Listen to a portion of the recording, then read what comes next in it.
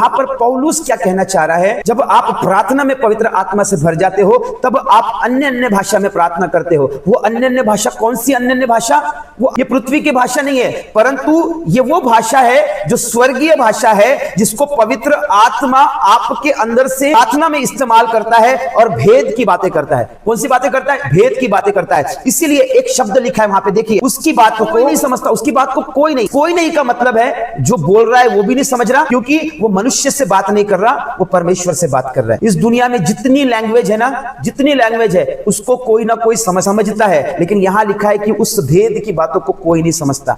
इसका मतलब ये कौन सी लैंग्वेज है? ये स्वर्गीय लैंग्वेज है, ये परमेश्वरीय लैंग्वेज है, जिसको स्वर्गदूत इस्तेमाल करते हैं। और एक बात बताता हूं मेरे प्रिय, पहला कुरिन्थियों 13 अध्याय उसके पहले वचन में लिखा है कि अगर मैं मनुष्य की, और अब लिखा है स्वर्गदूतों की, तो भाई स्वर्गदूतों की कौन सी भाषा है फिर? इसका मतलब यह है कि मनुष्य की भी एक भाषा है और स्वर्गदूतों की भी भाषा है। Praise the Lord. मनुष्य की भी भाषा है और एक स्वर्गीय भाषा स्वर्गदूतों की भी भाषा है, और वो भाषा पवित्र आत्मा भी वो लैंग्वेज को जानता है। क्या लिखा है? अगर मैं मनुष्य और परमेश्वर, तो यहीं पे आपको दो भाषाएं देखने मिल गई।